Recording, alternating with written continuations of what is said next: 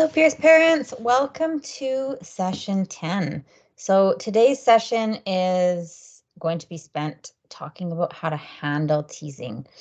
We're going to, start our session with reviewing and defining bullying. What is bullying? What does it look like? We're going to talk about the different types of bullying, which are, there's verbal bullying, there's physical, there's electronic, and there's social bullying. Teasing is a type of verbal bullying. This is our focus for our session today. Okay, so we're going to discuss why people tease and what does the teaser want you to do. Typically, they're looking for a reaction, right? So what should we do in these cases if the teaser is looking for a reaction? If you give them what they want, they're going to, likely do it more and tease you again because you're putting them in a position of power. So in today's session, we're going to talk about, what can you do to shut this down right away? Generally, what are most people told to do in response to teasing, and do those strategies typically work?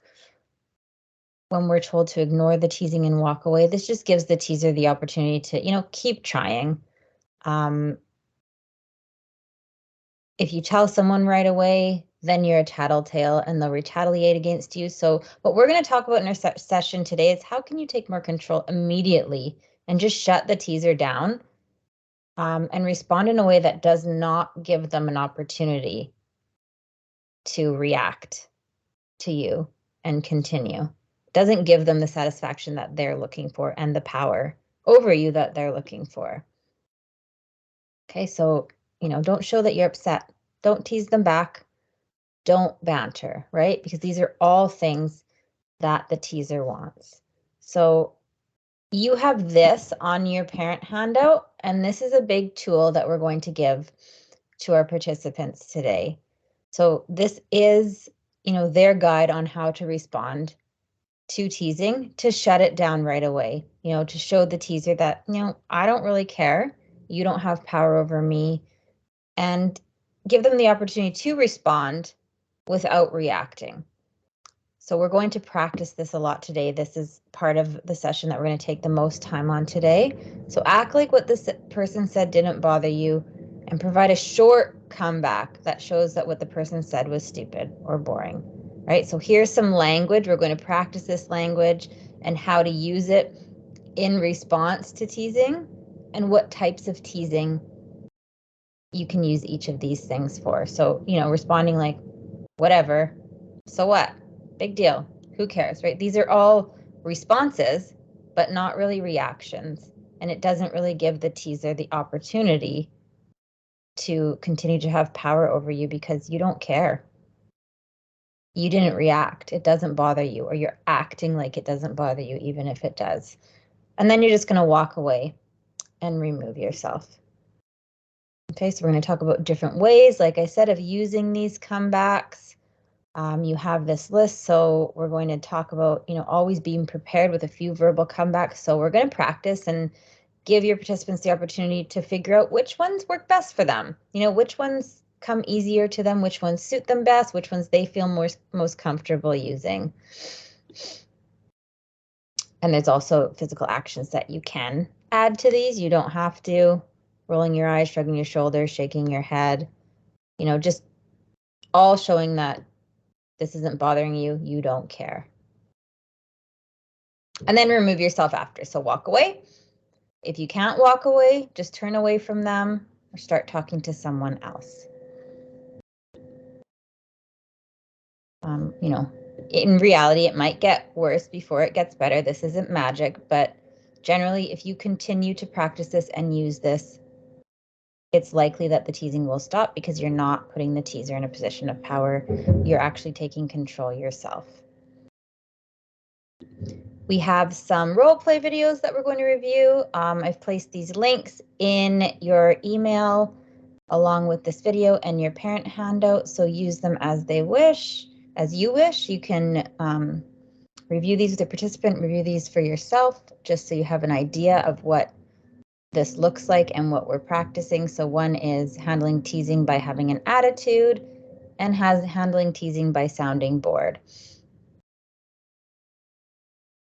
A next part of today's session, we're going to talk about some of the things that people get teased about and what we could do differently if we didn't want to be teased about these things. So if there's certain things that your participant is doing that is causing people to tease them, we're going to give the suggestion in this chart that, you can use this feedback to change something so then you can't be teased about these things anymore. You have this chart in your parent handout as well. This is a suggestion. You don't need to do this. This is up to the participant. We're going to tell them you decide. But here's a suggestion. If you're getting embarrassing feedback and getting teased about your clothing, consider this, consider changing your wardrobe or, changing into clothes that are more along the lines of the norms of your social group. Wash your clothes. Are they dirty? Is that why you're getting teased? You can use this to reflect with your participant. If you're getting feedback about your body odor, maybe start using deodorant. Maybe we have to start bathing more regularly. Wear less cologne or perfume if that's the reason. Your hair, your oral hygiene. If you're getting negative feedback about your sense of humor, we discussed humor feedback. So, pay attention to that. Consider whether you are a joke teller, or maybe you need to be a joke receiver or be a little bit more serious at first, or any unusual behavior. So this is just a chart that and a tool that you can use to reflect on these things. Again, this is a personal choice, so you decide. So doing something different to handle embarrassing feedback is a personal choice. It doesn't mean you're changing who you are as a person. You're simply making it more difficult for people to tease you. You're taking their teasing material away. So this is a good suggestion, but it is definitely up to you. You can just use that language. There may be something you can do differently to make it less likely you'll be teased in the future. You don't have to change anything if you don't want to. Using the language that we taught and reacting is a good start. However, you have this chart. We're going to leave it to the participants and to you to reflect on this and decide. So like I said, we're going to take lots of time to practice today. So first half of our session is going to be reviewing these skills and how to handle teasing and how to respond to teasing. And then we're going to break into groups and practice it so we really know what it feels like, what it looks like, what language we like best or most comfortable with. So take time to discuss this after the session with your participant and review that language and that chart with them. Again, here's the language, so we're going to use those. And then we're also going to take time again to review our good sportsmanship and practice that because this is a part of the homework. And that is the session. So I'm going to get right into our homework. I'm going to switch over here to your parent handout. Okay, here's your parent handout. And like I said, we've got that list of language that you can use in response to teasing and the suggestions. And then you've got the chart for what you can do differently if you're getting embarrassing feedback. Some things you can change, your choice. Homework this week, we're not going to have the in-group calls or the in-group get-togethers this week, so we're going to give you the week and encourage you to reach out to your sources of friends that you've been working on and have a friend over for a get-together or try to plan that. Make an out-of-group call. You can use this as a tool to set up your get-together. And, during this call, practice trading information, finding common interests.